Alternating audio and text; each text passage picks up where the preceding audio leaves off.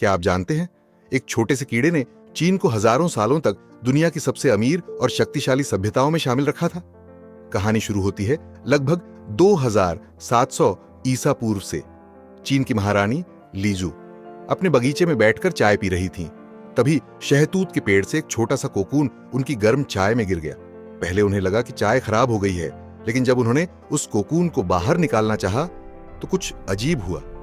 गर्म पानी ने उस कोकून को जोड़कर रखने वाले प्राकृतिक गोंद सेरिसिन को नरम कर दिया था, और तभी उस छोटे से कोकून से एक चमकदार बेहद बारीक धागा निकलने लगा।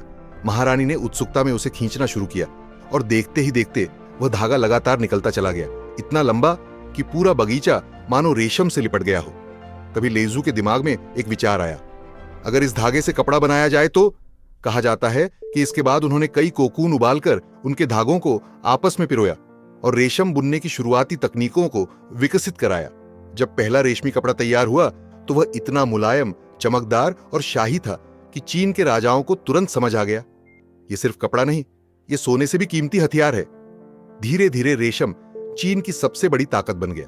दुनिया के राजा, व्यापारी और साम्राज्य सब इस रहस्यमयी कपड़े को पाना चाहते थे, लेकिन समस्या यह थी कि रेशम बनता कैसे है यह कोई नहीं जानता था। चीन के राजाओं को समझ आ चुका था कि रेशम सिर्फ कपड़ा नहीं, बल्कि उनकी सबसे बड़ी आर्थिक ताकत है।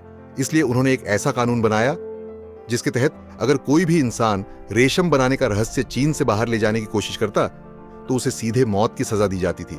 और यही वजह थी कि लगभग 3000 सालों तक पूरी दुनिया रेशम पहनना तो चाहती थी, लेकिन उसे बनाना कोई नहीं जानता था। लेकिन फिर एक दिन किसी ने इस साम्राज्य का सबसे बड़ा राज चुरा लिया।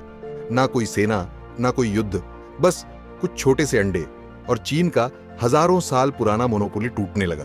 आखिर वो कौन था? उसने रेशम का रहस्य चीन से बाहर कैसे निकाला? जानेंगे अगले पार्ट में।